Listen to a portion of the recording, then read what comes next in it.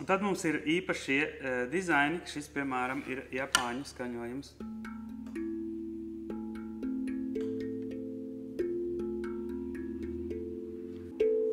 Super forši spēlēt. Uz viņu nevarēs nospēlēt visas tautsdziesmas, jo tur nav visas notis. Tur sanāk izmanto 5 notis no 7.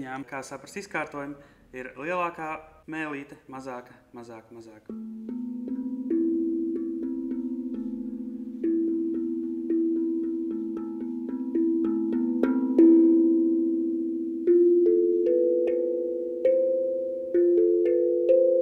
Ja nenoskan šī mēlīte, tad paņem leņķi rokai mazliet tā no ārpuses. Jo sanāk, ka tu spēlē pārāk lakaniski pret to virsmu, vai arī pagriez viņu tā, lai ir ērti to nospēlēt, vai vairāk piecelies kājās. Tā kā.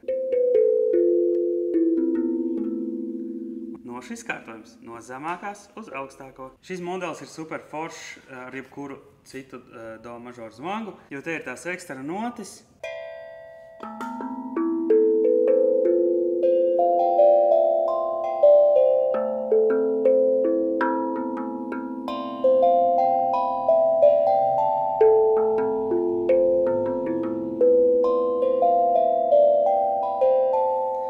Tāpēc ir ļoti viegli improvizēt, jo uz viņas nav iespējams nospēlēt skaņu, kas būs disonancē, kas neskanēs smuki kopā ar kādu no citām do skaņām.